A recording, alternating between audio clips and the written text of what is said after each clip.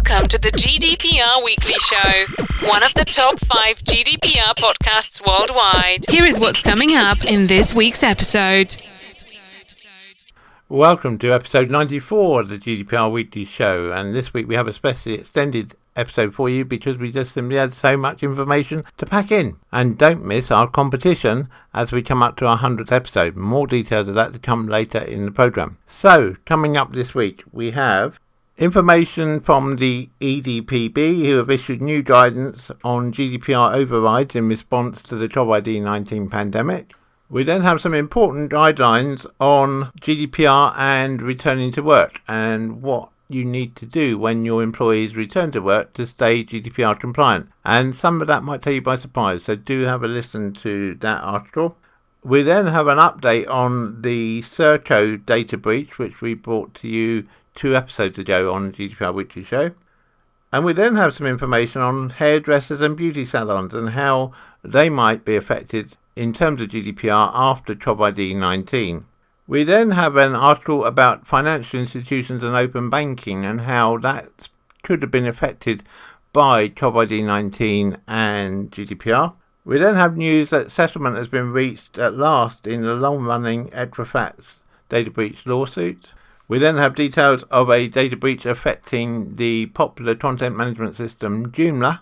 We then have news of a data breach at Amtrak, the US railroad company. We then have an article which we've titled "You Did Change Your Password, Didn't You?" And hopefully that gives you enough clue of what that article is about. We then have news of a data breach affecting the San Francisco City Corporation Pension Fund. And we then have finally this week news of a data breach affecting the Chartered Professional Accountants of Canada. So as always, a good range of articles for you this week. We hope you find the information useful and informative. Please note we also have a new email address from this week. So if you have any feedback for us, please send it to feedback@gdprweeklyshow.com and we'll pick up the feedback from there. We do read every single piece of feedback we receive, and wherever possible we incorporate it into future episodes of the GDPR Weekly Show. Unfortunately, due to the volume of feedback we receive, we're not able to answer each email individually. Your Coronavirus Roundup from the GDPR Weekly Show.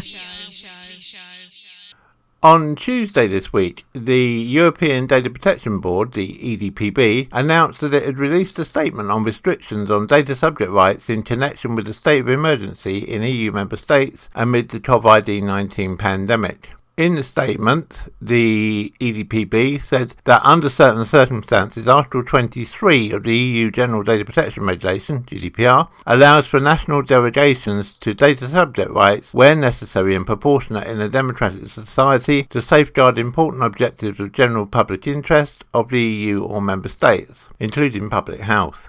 The statement is in response to the Hungarian government's decree of May 4th, 2020, which we brought to you on the GDPR Weekly Show a couple of episodes ago, suspending until the state of emergency is revoked in Hungary measures following data subject requests to exercise their rights with respect to personal data processing for the purpose of preventing, understanding, detecting and impeding the spread of Covid-19.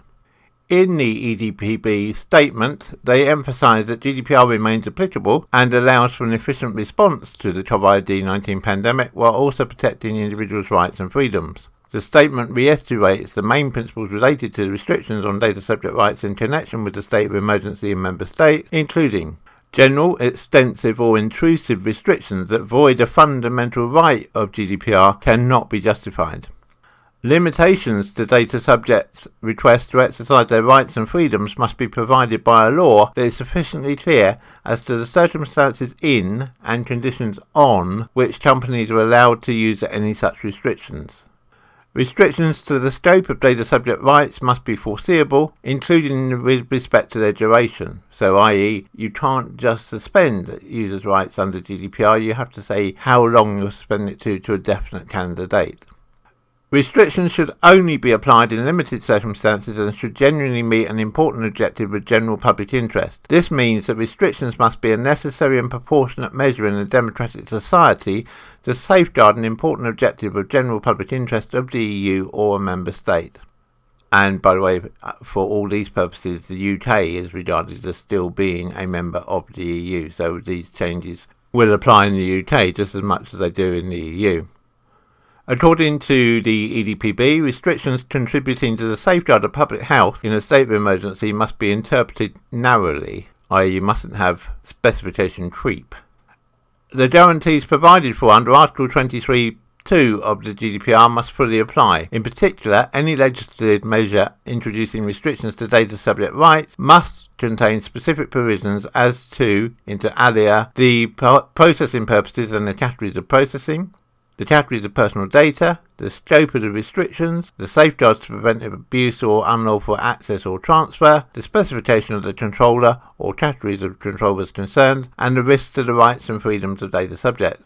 Restrictions adopted in the context of a state of emergency suspending or postponing the application of data subject rights should be clearly limited in time, otherwise the restriction would equate to a de facto blanket suspension of GDPR rights and would not be considered compatible with the essence of fundamental rights and freedoms. And, in line with Article 57(1)(c) of GDPR, national supervisory authorities should be consulted by national authorities in due time when contemplating the introduction of any restrictions under Article 23 of the GDPR. So what they're saying there is that the ICO, in the case of the UK, must be consulted by government before any changes are proposed to data rights which are covered under GDPR. And again, any changes to those data rights would only be allowed for a fixed period of time and would have to be shown to be in direct result of the Covid19 pandemic.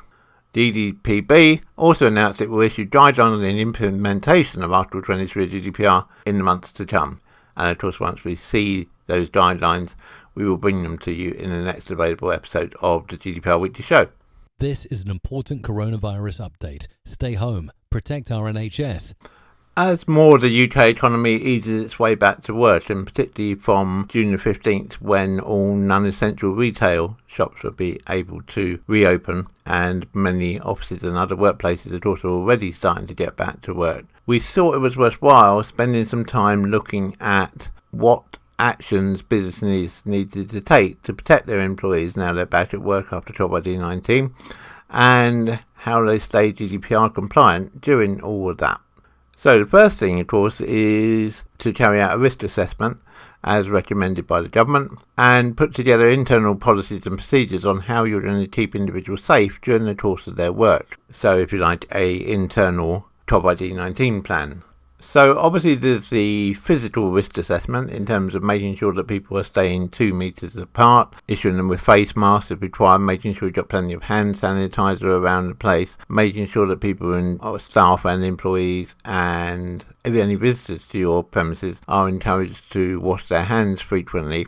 But from a data protection perspective and from a GDPR perspective, what do you need to do? Well, one of the first things you need to do is carry out a data protection impact assessment. Before you collect any personal data, organisations should consider the risk to the individual balanced with the need of the organisation or benefit of the individual by carrying out a data protection impact assessment. Now, of course, you're going to be collecting health data, and health data is classed as a special category of personal data, which puts it in a higher risk category, so the balance needs to be even more carefully examined to ensure that you've got appropriate protections in place. It's really important that you carry out these data protection impact assessments because they do form an important evidence base for you to demonstrate your compliance with GDPR, and they're also a practical way to work through GDPR principles and how they need to be interpreted into the context of your work environment. Now, if you need any help with carrying out these data protection impact assessments, please don't hesitate to get in contact with us. We have a brand new email address this week. We've now moved to our own website for the GDPR Weekly Show, and so if you have any questions about carrying out a data protection impact assessment, please email helpdesk@gdprweeklyshow.com, helpdesk@gdprweeklyshow.com, and one of our specialists will get in touch and help you through the process of conducting your data protection impact assessment. Remembering that GDPR has a principle of purpose limitation and data minimization, personal data you collect must be for a specific purpose and limited to what is necessary for such a purpose. What this means in reality is that you should assess and identify the types of personal data that you're going to need to process in order to ensure that your employees can carry out their work while complying with social distancing, hygiene and minimal contact with others. An example might be using CCTV to ensure that employees comply with social distancing. Obviously, that's going to be on top of putting physical tape and things on the floor so that people can identify where 2 meters is. Should anyone who's come into contact with an employee who tests positive for Covid19, then they're going to need to be notified. So make sure you separate the data between what you actually need to collect so that if one of your employees does become infected with Covid19, you can notify people who've come in contact with that person, against anything that might be just a nice to have and not necessary to be collected, because you should be keeping your data collection to a minimum. You must be clear why your data is being processed is necessary to meet your organisation's stated objectives and obligations, which in this case is to keep everyone safe from Covid-19. So the next step is establishing the lawful basis for processing. Once you're clear on what data you are processing and why, then you need to ensure that the data falls in one of the lawful bases of processing as provided in GDPR. For processing standard types of personal data, such as name and contact details, you can probably rely on legitimate interest. You could also use compliance with a legal obligation that you owe to employees to provide them with a safe working environment, or to any visitors to provide them with a safe environment to be in. For health information and other types of special categories of personal data, in the case of this Covid-19 outbreak, you can rely on vital interest as your reason for holding the additional data, because you're carrying out your obligations as an employer in terms strictly of health and safety. For some employers, and depending on context, it may be relevant to consider processing on grounds of substantial public interest or medical diagnosis or public health. An example here might be if you are yourself a local authority, for example. It's important to note that you shouldn't ask your employees for consent to hold this additional data. You don't need to, and the recommendation from the ICO indeed is that you don't ask for consent for this additional data.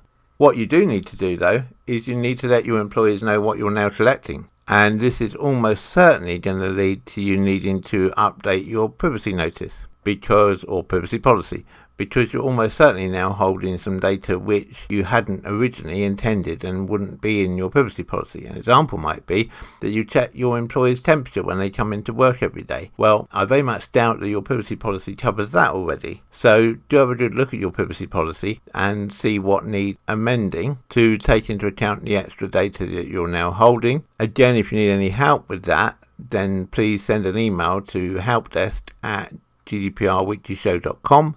and one of our specialists will get back in touch with you, and indeed we will look to put a template for the changes to the privacy policy available on the GDPR Weekly Show website, gdprweeklyshow.com, probably sometime towards the middle or end of next week.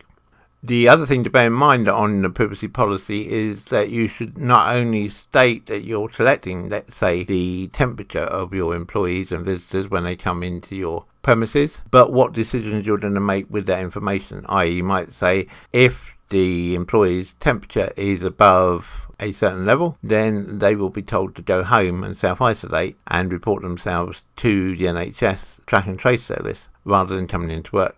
Where you need to think very carefully is when it comes to striking the balance between keeping staff informed about potential or confirmed Covid-19 cases and the right of an individual to have their medical data protected. And so it's recommended as far as possible that if one of your employees reports they do have Covid-19, or you suspect they've got Covid-19, that you should, well in fact you must, notify those employees who work closely with them. But you should try and avoid identifying the individual if you possibly can. Now, I appreciate there are situations where, particularly in a small company or a small group of people, it's probably going to be impossible to keep the identity secret, because if you only have 4 people and one of them is suddenly not there today, and then you tell the other 3 that they've been in contact with somebody you suspect of having Covid-19, it's not exactly rocket science for them to work out who that person is. But nonetheless, you should avoid deliberately naming that person yourself.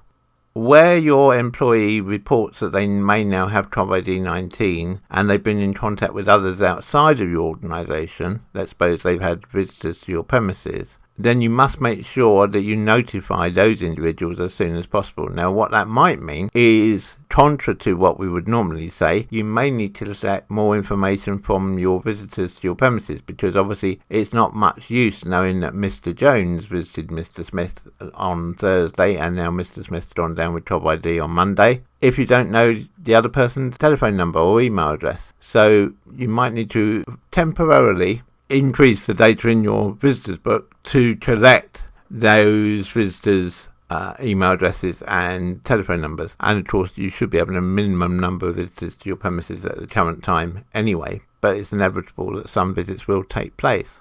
You're also probably going to have to share that information with government departments, and so again, when you're drafting your revision to your privacy policy, it's important that you include that within the privacy policy that you will be data sharing with government bodies.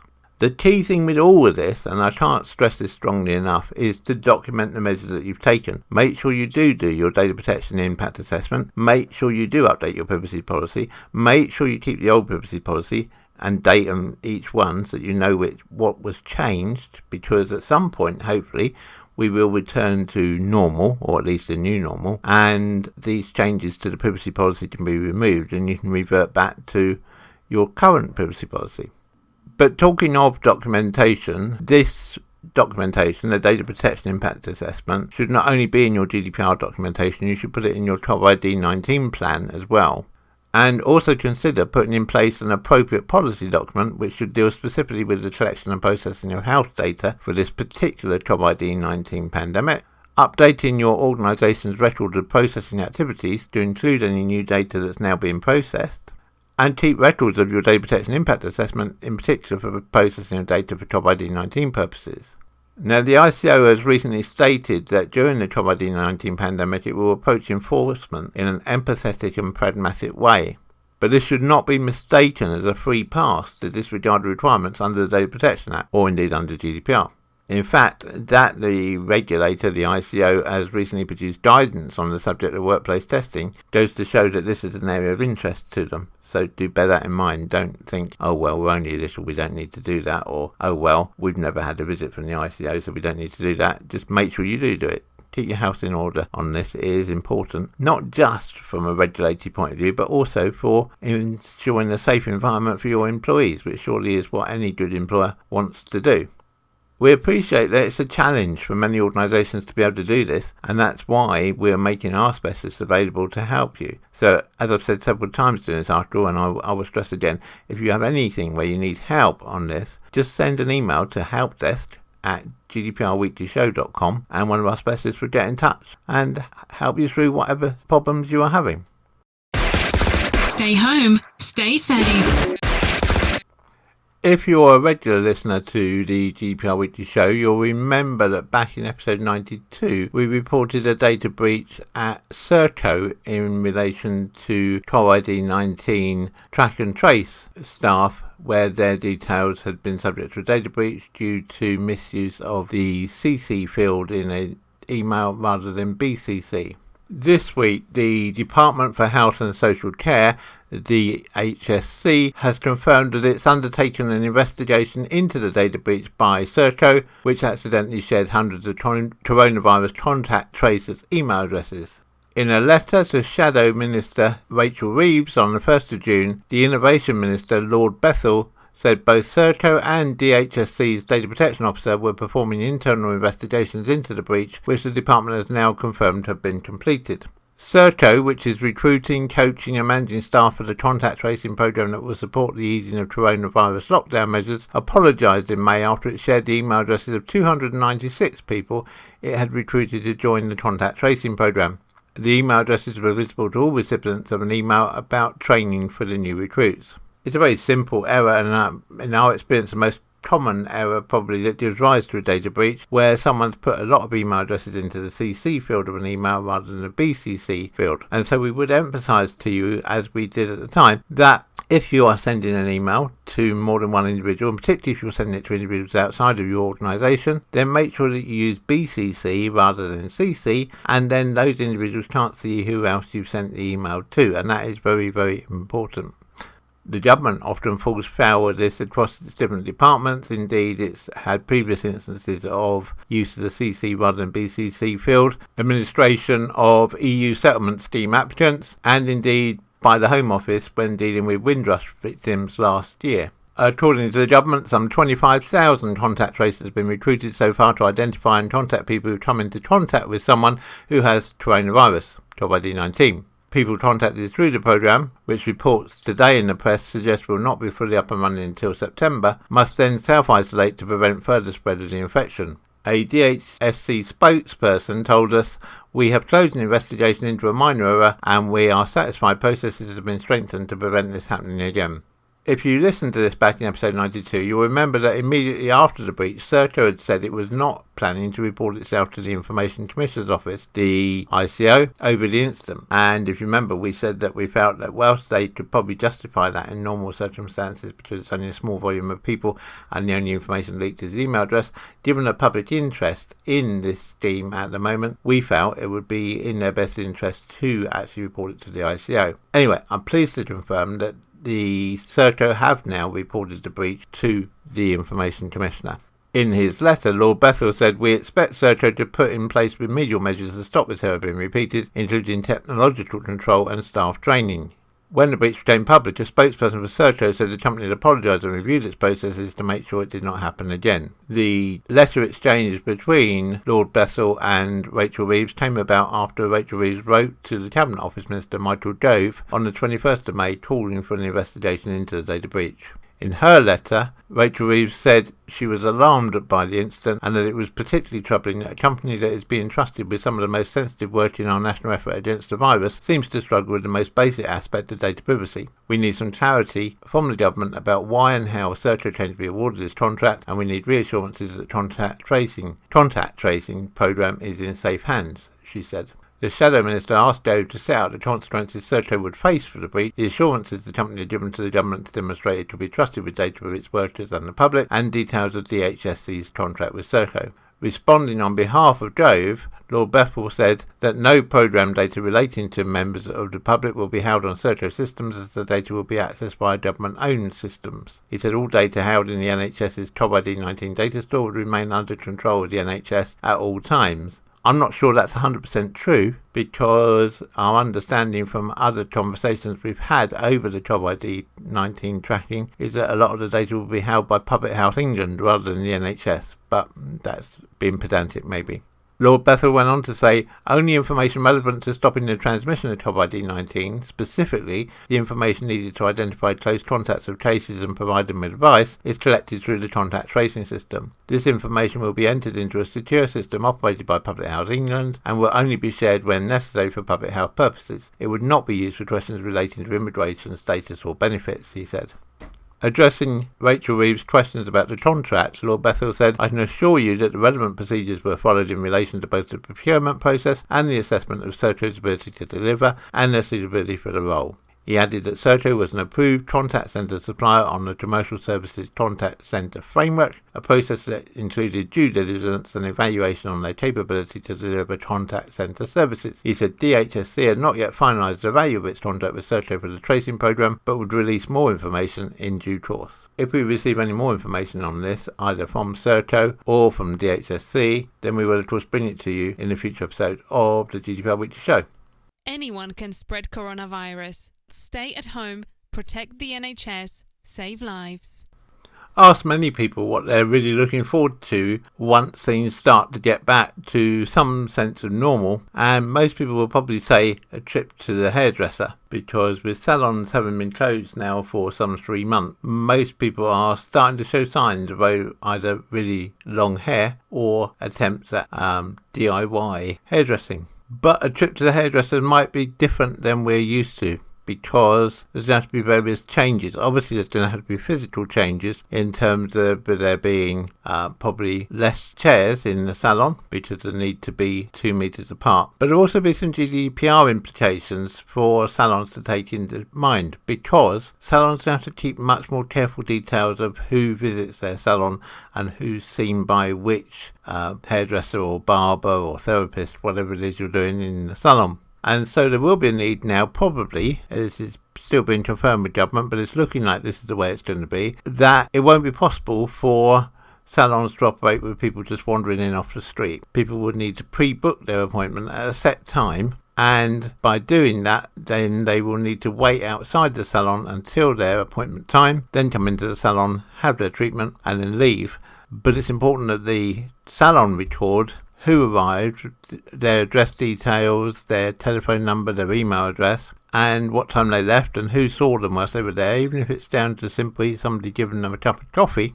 Because should that person then go down with Covid19, then there'll be a need to contact all of the people who were in the salon at that time. So not just the person who performed the treatment on that individual, but who else was in the salon. That includes staff and customers. And for that therapist or hairdresser or whatever who performed the treatment to self-isolate themselves for 14 days, which of course is going to cause another lot of whole disruption to the provision of services by the hairdressing salon or massage salon or beauty salon. And there's another reason why everyone probably is going to have to pre-book appointments, because there needs to be a possibility of cancelling those appointments or deferring them should the therapists themselves have to be on 14 days self-isolation. So another example of how Covid-19 is going to have an effect on the whole of society, really, as we know it, certainly in terms of our retail transactions, and the extra information which therapists are going to need to hold about their customers. So they're going to need to hold, as I say, their name, their address, their telephone number, their email address, when they arrived at the salon, what time they left the salon.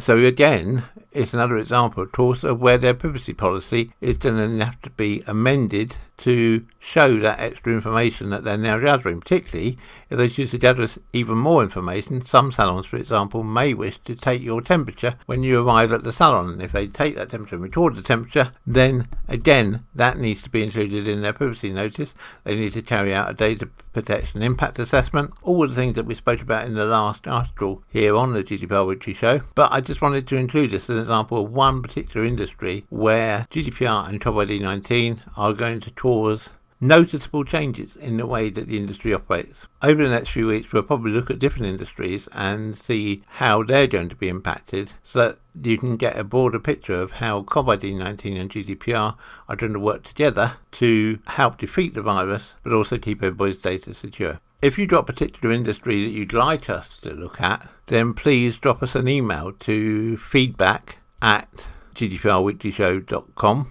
and we will consider looking into that industry that you're recommending us to have a look at. You're listening to the GDPR Weekly Show with your host, Keith Budden. Despite the obstacles caused by the Covid-19 pandemic, financial institutions in the UK and the EU are still thinking positively about open banking. Financial institutions and their regulators are clinging to the vision of open banking, even as they work to answer complicated questions brought about by Covid-19 surrounding online payments, security and data privacy. The banking regulators are currently addressing what data can be shared compliantly under GDPR. For example, EU and UK financial authorities are also fielding a rising number of questions from merchants seeking to understand how the strong customer authentication tenet of the revised Payment Service Directive, PSD2, can affect their acceptance of online and contactless payments. Authorities in Australia and America, meanwhile, are seeking to address changes in how their own merchants and consumers think about data privacy thanks to the increase in online transactions brought about by the Covid-19 pandemic. I think it's fair to say that the majority of EU merchants are still attempting to understand what SCA actually means for them during the pandemic as regulators look to make compliance easier. For instance, here in the UK, the contactless payment limit has dropped from £30 to £45. Merchants need to be able to settle payments quickly, which means they need to be able to determine the risks of these transactions just as quickly. Making sure the transaction risk analysis tools attached to online payments can swiftly determine their legitimacy is thus critically important.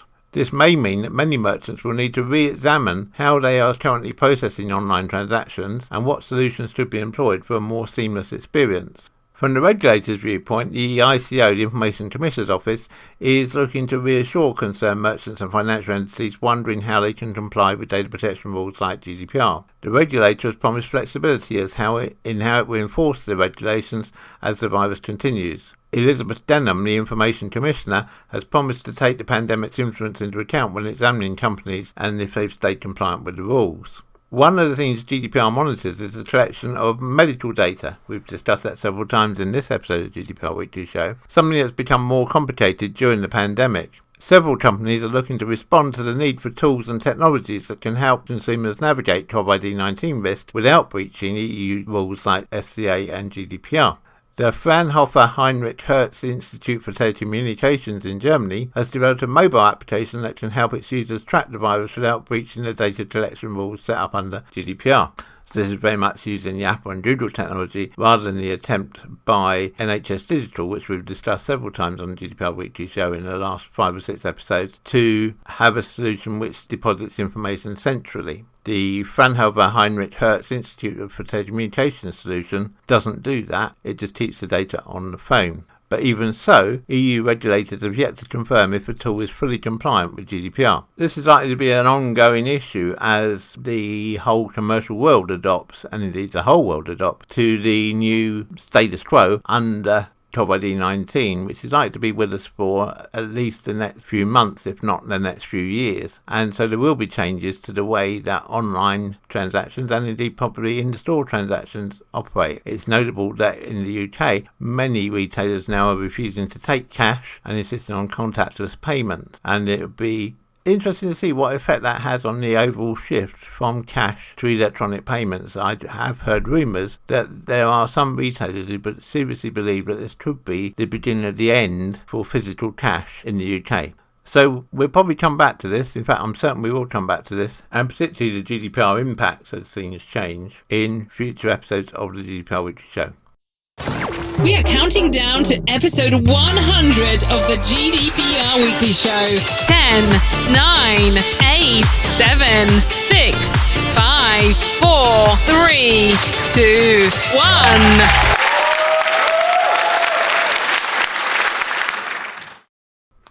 As work continues on the development of various Covid-19 tracking apps across Europe, the science behind the technology and the idea of using mobile phone data to track the progress of the epidemic is becoming much clearer. Decision making and evaluation of interventions during all stages of the pandemic life cycle require specific, reliable and timely data not only about infections but also about human behaviour, especially mobility and physical co-presence, i.e. who's in the same room as each other or in the same vicinity as each other.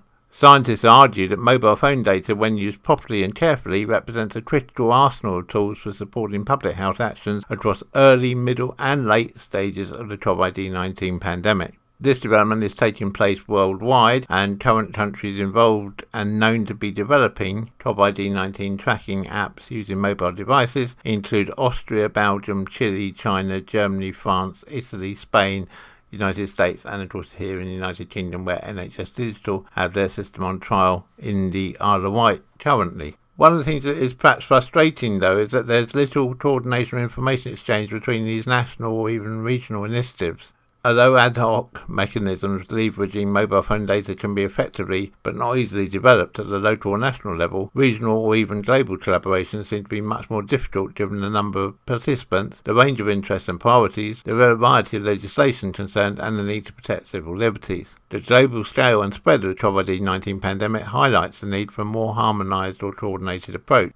What's common is that passively generated mobile phone data has emerged as a potentially valuable data source to infer human mobility and social interaction. Call detail records are arguably the most researched type of mobile data in this context. Call detail records are collected by mobile operators for billing purposes. Each record contains information about the time and the cell tower that the phone was connected to when the interaction took place. Call detail records are event-driven. In other words, the record only exists if the phone is actively in use.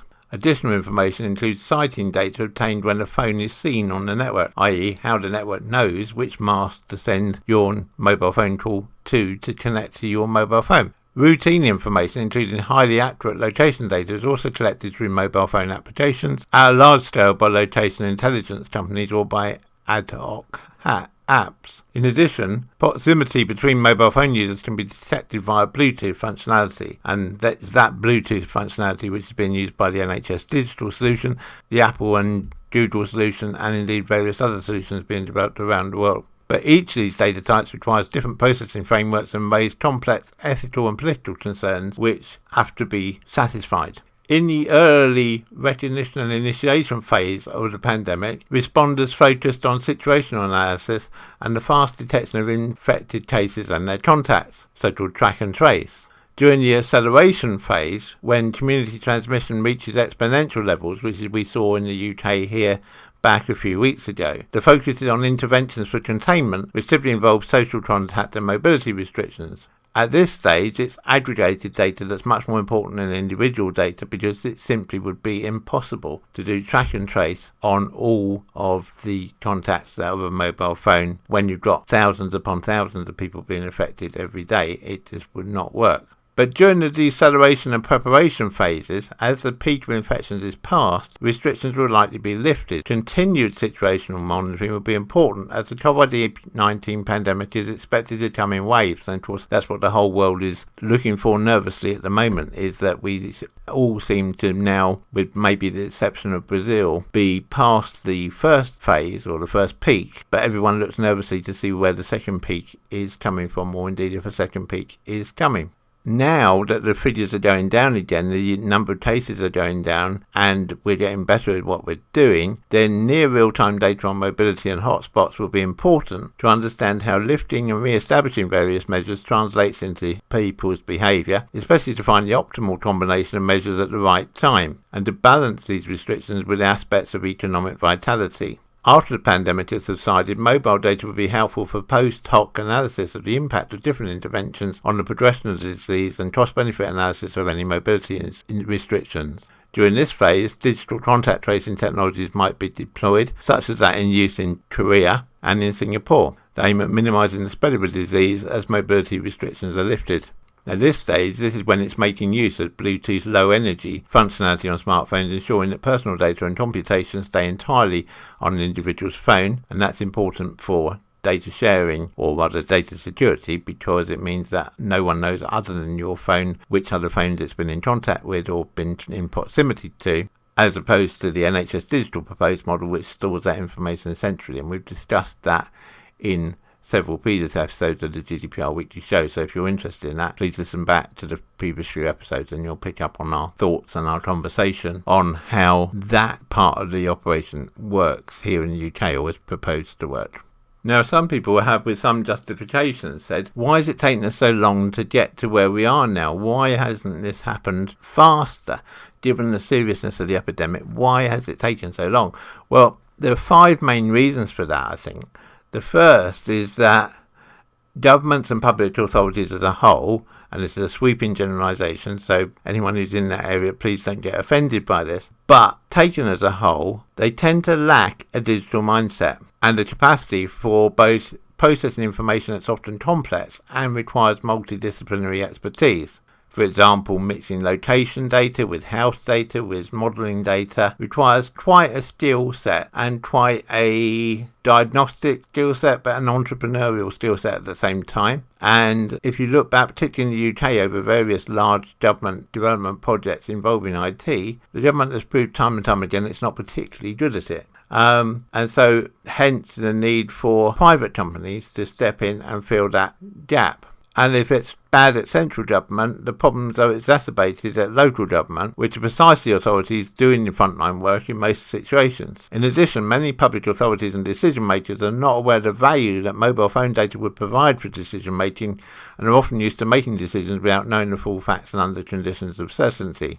Second reason is that despite substantial efforts, access to data remains a challenge. Most companies, including the mobile network operators, tend to be very reluctant to make their data available, even if it's aggregated and anonymised, to anyone outside their organisation. Apart from data protection issues, such data is often seen, and indeed in some legitimacy, is seen as being a commercial asset, thus limiting the potential use for humanitarian goals if there's no sustainable models to support the operational system. It's also important, of course, to realise that not all mobile network operators in the world are equal in terms of data maturity. Some are actively sharing data as a business already, while others have hardly started to collect and use any data at all themselves, let alone thought about how they're going to share that data with other people. Thirdly, the use of mobile phone data raises legitimate public concerns about privacy, data protection and civil liberties. If you've got a relatively controlling regime, it's not so difficult, which is why in China, South Korea and to a degree in Israel, then this tracking, tracing via mobile phone has just been accepted as something that happens. Here in the UK and across the rest of the EU, I think most people are a little wary of central government knowing exactly where they've been, who they've been into contact with their mobile phone. Why would you want central government to know that information? Well, in this case,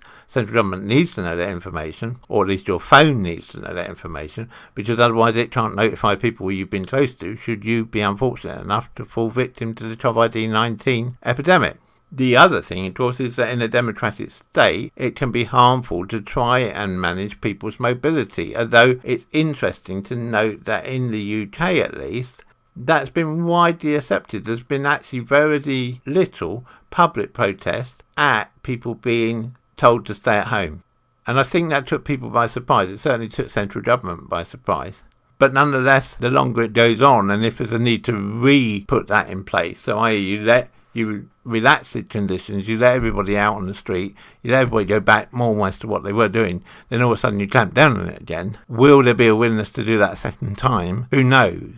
The fourth problem is that researchers and technology people frequently fail to articulate their findings in clear, actionable terms that respond to practical, political and technical questions. Researchers and domain experts tend to define the scope and direction of analytical problems from their perspective and not necessarily from the perspective of government's needs. One of the problems you always have is that different organisations or different subsets of organisations are all looking at the same problem, but they're looking at it through a different lens.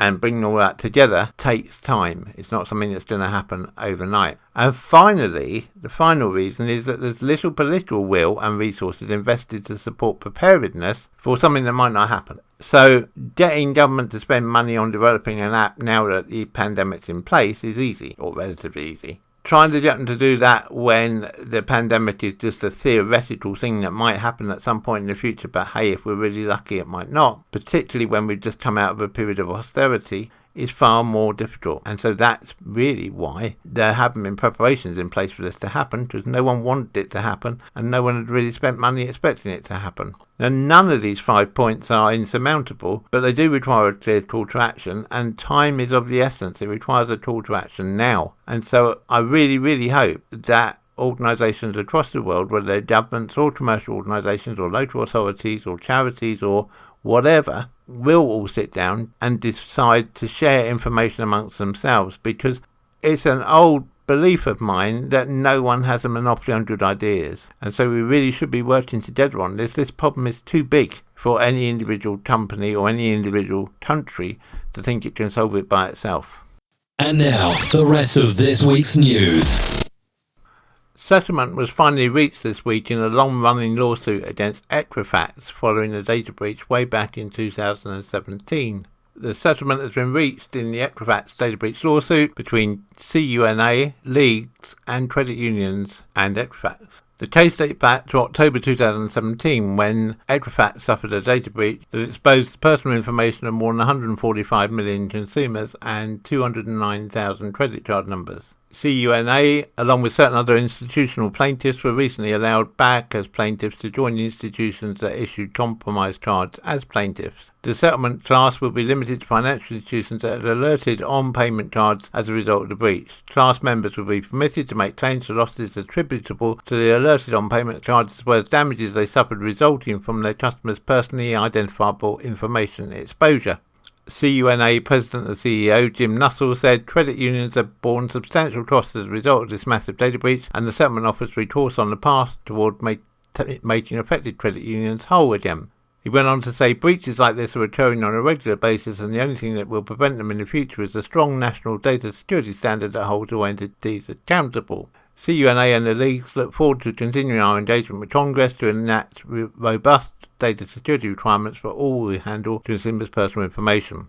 The settlement provides up to $4.50 for each alerted on payment card, as well as up to $5,000 per financial institution for its documented damages claim resulting from personally identifiable information theft for class members. The total amount being offered for these two components is understood to be in the region of $5.5 million. Equifax has also agreed to spend $25 million to enhance its data security measures and compliance with the payment card industry data security standard, PCI DSS. So hopefully that brings this long-running saga with Equifax to a close. If there is any further update from Equifax, we will of course update you in the next available episode of the GDPR Weekly Show. Often imitated but never duplicated. Popular open source content management system Joomla has disclosed that an internal audit unearthed a major data leak that exposed a full backup of the site on an Amazon Web Services AWS bucket owned by a third party this week. In its incident notification, Joomla said the data leak potentially exposed full names, business addresses, business email addresses, business phone numbers, company URLs, nature of business, encrypted passwords, IP addresses, and newsletter subscription preferences of around 2,700 individuals. Joomla said that full backups of the JRD site were stored in a third-party company Amazon Web Services S3 bucket owned by a former team leader, and each backup copy included a full copy of the website, including all the data. Even though most of the data was public, a lot of private data such as unpublished, unapproved listings and tickets were also exposed. The risk to individuals is that the data will be used for marketing or advertising purposes without their consent. However, Joomla were keen to stress that individuals had supplied the data to submit it to a public database, so they were aware the data would be public. However, certain data that was provided by the individuals was not intended to be public, but is now available. The data subject rights of consent, ability to withdraw from direct marketing, and ability to withdraw consent would be impacted. However, not all or most data subject rights will be impacted or limited by this data breach. Following the discovery, Joomla issued a complete data deletion request to the involved third party, mandated the webmasters team to conduct regular audits of the Joomla.org websites, enforced the signature of a non-disclosure agreement to all people with access to personal data, and started the preparation of a data processing addendum to be signed by all people with access to personal data. Even though Joomla stated that the risk of loss of control over data is high in this case, it determined that the risk to individual data subjects is low to medium, as it could not see a significant or economic disadvantage that could affect the data subject.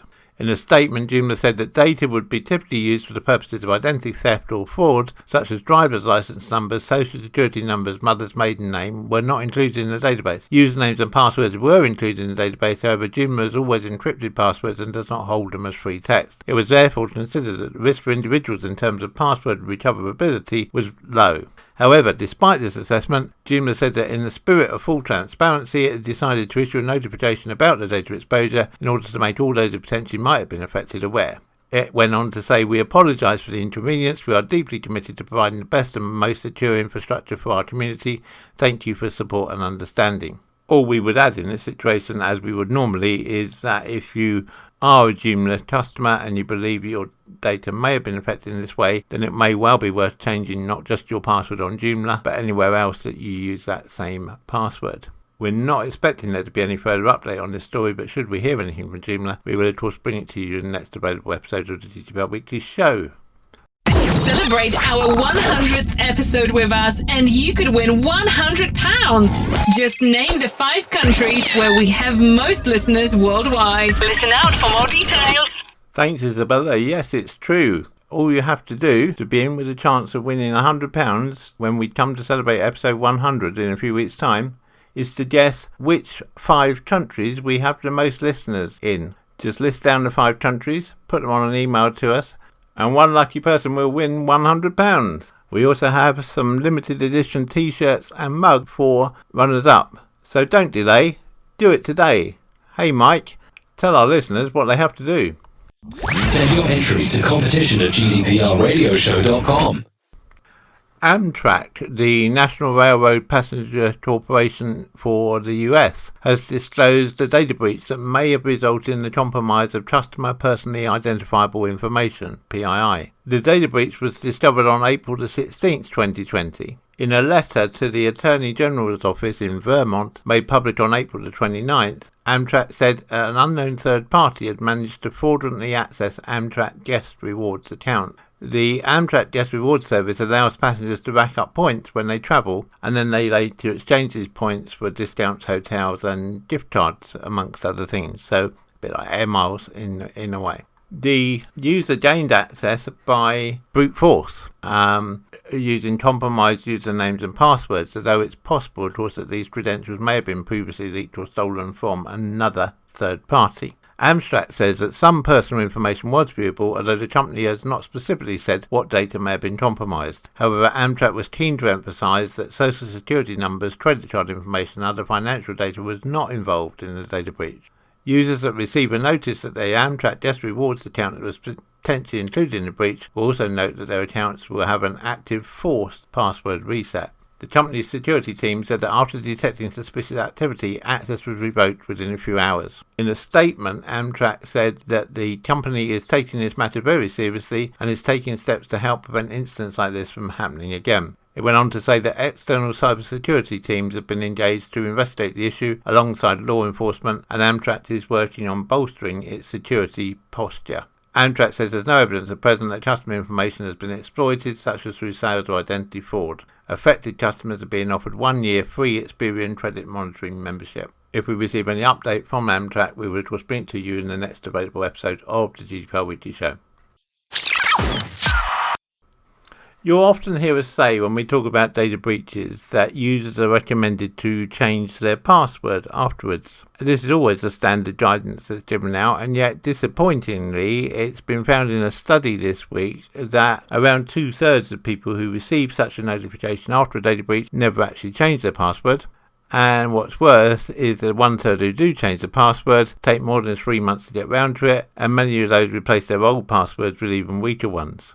Even more intriguingly, though perhaps not surprisingly, those who did change their passwords tended on average to pick a replacement that was more similar than before to all the other passwords. In other words, if you aren't using a password manager to generate truly random passwords for you, the research invites you to infer that your password choices will tend to influence each other, and thus that your passwords become less varied over time. That might not benefit someone who steals data very much, but it doesn't exactly do you any favours either. In short, humans really aren't good at picking random strings of characters, but then they aren't very good at reacting to data breach advice either, it seems. So, if you hear that you've been involved in a data breach and you're asked to change your password, what should you do? Well, the first thing is, don't delay, do it today. By changing your password quickly, if you use that same password elsewhere, you're less likely for anyone who's stolen that data to be able to make real use of it.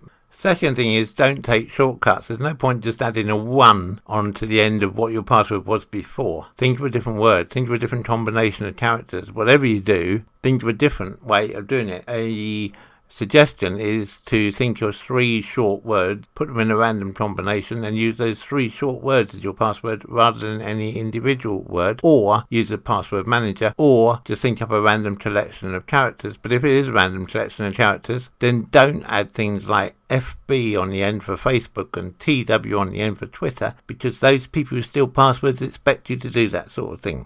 By the same token though, however strong you make your password, never believe you're invincible. Someone who steals passwords probably won't crack your password if it's a 15-character password that's totally random and perhaps it's got an exclamation mark and an @ sign in it as well. But don't take it for granted. So if you have a password like that, don't think, oh well, I don't need to change my password. Make sure that you do change it. Why take the risk? And the other thing is, more and more things now are using 2-factor authentication, so you have some external device that you have to enter details from as well as your password. Don't make that an excuse to have a weak password. Have a strong password plus 2-factor authentication, then you really have got a strong solution. We can't stop data breaches from happening, but we can lessen their impact if people remember to change their passwords when they're requested to do so. So if that's you, and you think, oh yeah, I got something on that a few weeks ago, I haven't done that yet. Well, as soon as you finish listening to this broadcast, or in fact, whilst you're listening to the podcast, why don't you go in now and change your password? You've tried the rest and not impressed. Take a chance and try the best. We have news from San Francisco of a pension data breach which may have exposed city retirees' bank and tax information. The San Francisco Employees Retirement System, the City Workers' Pension Fund, has reported a data breach affecting around 74,000 of its members. The pension system's vendor, 10up Inc., said an outside party accessed the test data server with members' information on February the 24th, 2020. The server was closed, and 10up Inc. said there was no evidence information was removed, but could not confirm whether the data had been viewed or copied. The data, which was last updated in August the 29th, 2018, may have included first names, home addresses, dates of birth, designated beneficiary information, and SFERS website usernames and passwords, the fund revealed on Tuesday. Retired pension members may have had 1099-R tax form information and bank routing numbers exposed. Your personal financial information may be misused, the pension fund said in a statement. Social security numbers and bank routing numbers were not included, SFERS said. An investigation is ongoing and all members are required to reset their passwords. Turns back to our previous article, which was this week's episode of the GDPR Weekly Show. The breach occurred shortly before another city agency, the San Francisco International Airport, reported hacks of SFOconstruction.com and SFOconnect.com, two websites used by suppliers in March. And long-term listeners to the GDPR Weekly Show will know that we covered those at the time. If we receive any more information from the city authorities in San Francisco about this data breach, we will of course bring it to you as soon as we possibly can.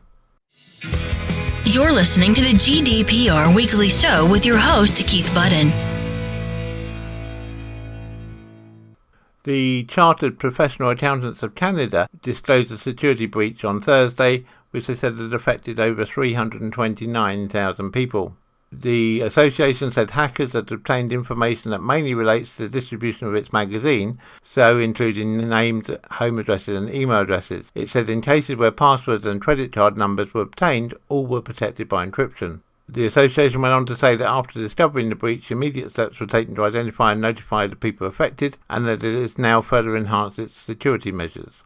CPA Canada President and CEO Joy Thomas said, "Safeguarding the information in our care is one of our most important responsibilities, and we sincerely regret any concern this incident may cause." CPA Canada said those impacted by the security breach should remain vigilant about any emails they receive requesting to provide sensitive information, as they may be a phishing attack. They're also urging individuals not to click on any links or attachments in such emails, even if emails appear to come from CPA Canada. Provincial and regional CPA partners were not targeted in this data breach. As normal, if we receive any further information from CPA, we will of course bring it to you as soon as we possibly can.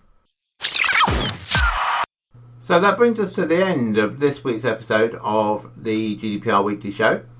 I hope you found it useful. I hope you found it entertaining. Please do let me know. Let me have your feedback by sending an email to podcast@insurity.co.uk. You can find out more about us at Insurity at www.insurity.co.uk.